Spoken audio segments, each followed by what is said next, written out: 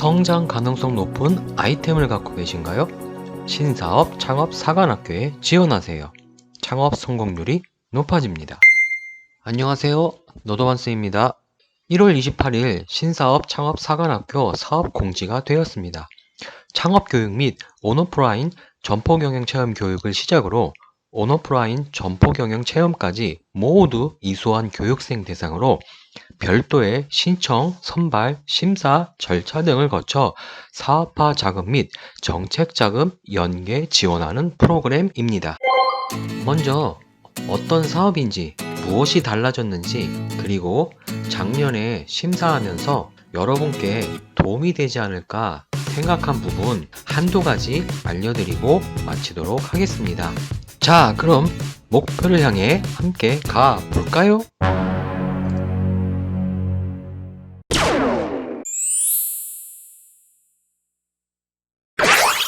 신사업 창업 사관학교란 성장 가능성 높은 유망 아이템 중심의 준비된 창업 지원으로 창업 성공률 및 창업 후 생존율 제고, 온오프라인 창업 환경 특성을 고려한 창업 지원으로 강한 소상공인 육성 기반 마련을 하기 위한 것입니다. 기본 교육 과정으로 창업 교육 및 점포 경영 체험 교육을 총 16주 내외로 진행하게 되는데요. 크게 오프라인 트랙과 온라인 트랙으로 나눠지고요. 멘토링이 지원됩니다. 이 교육을 다 수료하게 되면 졸업생 연계 지원이라고 하여서 사업화 보조금과 정책자금 융자를 받게 됩니다. 물론 다 받는 것이 아니고 선발 규모가 있습니다. 오프라인 트랙 같은 경우는 교육생의 70%, 온라인 트랙 경우에는 졸업생 중에 80% 이내 선발하도록 되어 있습니다. 지원금은 최대 2천만원까지고요. 정책자금 같은 경우는 최대 1억원까지 가능하다고 합니다. 그럼 모집 규모를 한번 볼까요? 전국적으로 지역별로 이렇게 나타나 있는데요. 본인이 희망하는 교육 장소가 어디인지 잘 보고 지원하시면 될 것 같습니다.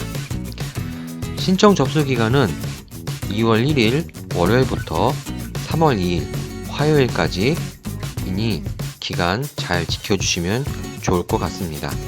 신청 방법은 신사업 창업 사관학교 홈페이지에 가셔가지고 직접 제출하시면 되는데요. 여기에 필요한 서류들이 있습니다. 보시는 바와 같이 사업계획서, 사업자 등록 사실여부 사실증명원, 창업 적성검사 결과표, 개인 신용평가 확인서 이 서류를 준비해 주셔야 합니다. 작년과 다르게 교육 신청은 권역별 내 최대 3개 지역까지 지망 가능하다고 하니까 본인이 교육받기 아주 편한 장소로 선택해 주시면 좋을 것 같습니다. 권역별이라고 하는 것은 여기 밑에 보시면 서울 경기권, 부산 울산 경남권, 대구 경북권, 광주 호남권, 대전 충청권 이렇게 있으니 요걸 보시고 판단하시면 될 것 같습니다. 주의할 것은 1지망이 서울이고 2지망이 인천이라고 하면 권역별 내 지망으로 접수가 가능합니다. 그러나 1지망이 대구고 2지망이 부산이라고 하면 권역별 내 지망이 아니므로 접수가 불가능합니다. 다음은 제외 대상인데요. 한번 쭉 읽어보시면 될 것 같습니다. 다음은 평가 및 선발입니다. 교육생 선발은 서면 면접과 대면 면접을 하여 고득점자로 우선 선발하게 됩니다. 일정을 보시면 2월 1일부터 3월 2일까지 신청 접수를 하고요. 평가는 대략 3월 3일부터 3월 16일 사이에 이루어집니다. 그리고 거기에 합격하신 분들은 3월 17일 정도에 연락이 갈 것이고요. 3월 22일 정도면 입교하여 교육을 받으면서 창업의 첫 단계를 하시게 되는 것입니다. 자, 다음은 여러분들이 궁금해하는 사업 계획서입니다. 함께 보실까요? 1페이지는 일반 현황과 창업 아이템 개요를 작성하는 곳입니다. 2페이지는 창업자 역량 부분을 작성하네요. 3페이지는 창업 아이템의 필요성 및 혁신성을 적습니다. 4에서 5페이지는 창업 아이템의 준비도 및 성장 가능성을 적습니다. 그리고 기타 참고 자료를 넣는 양식도 준비되어 있네요. 그럼 여기서 20년도에 비해 21년도는 어떻게 다른지 한번 볼까요? 20년도에 비해 21년도는 작성 방법이 좀 더 구체화되어 있는 것 같습니다. 20년도에는 예시를 주고 자유롭게 작성하라고 하였는데 21년도에는 예시와 함께 개조식으로 작성하게끔 양식의 틀이 제공되었습니다. 그리고 일반 현황 창업 아이템 개요를 제외하고 본문 5페이지 내외로 작성하고 양식의 복차 변경 또는 삭제를 하시면 안됩니다. 아래를 보시면 교육 희망지역 작성과 희망과정 선택하는 부분이 있는데요. 교육은 동일권역별 내에서만 신청이 가능한 점 잊지 마세요. 자세한 사항은 뒤에 설명드리겠습니다.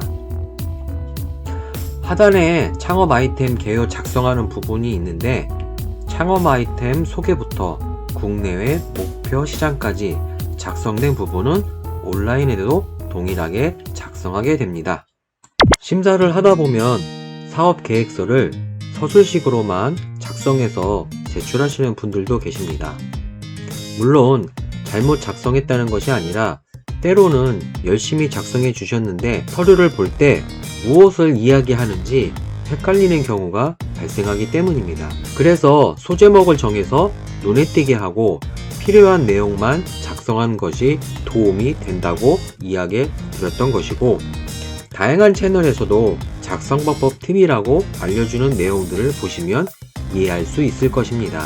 올해는 주어진 양식대로 작성을 하니 지원하시는 분들에게는 부담이 줄어들 것으로 보입니다. 하지만 한편으로 사업계획서를 미흡하게 작성하는 비율이 줄어들 수 있다는 이야기도 되니 창업을 준비하시는 분들은 좀 더 자신의 아이디어와 계획들을 잘 작성해 주셔야 할 것 같습니다. 온라인 부분도 잠깐 보겠습니다. 보시는 바와 같이 작성하는 부분이 줄었습니다. 20년도에는 4가지 부분 작성인데 21년도에는 3가지 부분만 작성을 하고 세부 내용도 줄어들었습니다. 문서와 온라인으로 작성하는데 중복되는 부분을 최소화시킨 것으로 보입니다. 자, 그럼 사업계획서 작성 부분을 보겠습니다. 전부 다 설명을 할 수 없기에 근본 변경된 양식의 한 부분만 간략히 소개를 하고 마치는 것으로 하겠습니다. 편의상 개조식 작성이라고 하겠습니다. 개조식으로 작성할 때 장점은 필요 항목을 바로 볼 수 있고 요점 파악도 빠르고 내용 이해가 쉽다는 것입니다. 단점으로는 과도한 축약으로 의미가 다르게 전달되고 이해를 못하게 만들 수도 있습니다. 따라서 요점을 명확히 작성하고 사례 또는 설명을 서술식으로 간략히 작성하시면 됩니다. 아이템 키워드를 반려견 업사이클링 제품으로 하여 예를 들어보겠습니다. 창업 동기 및 의지 작성 부분입니다. 창업 동기: 버려지는 옷을 활용한 업사이클링 제품 아이디어 실현 가능성 확인. 반려견을 3년 정도 키우고 있으며 의류 판매 직장을 5년 동안 다니면서 버려지는 옷을 가지고 업사이클링 의류를 제작함. 업사이클링 제품을 보거나 선물 받은 다수의 동호회 및 주변에서 높은 호응과 만족도 있는 아이템임을 확인하게 됨.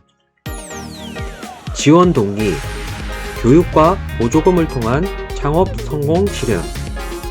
다양한 활동과 판매 경험을 해보았지만 경영자로서의 미흡한 부분 발견됨.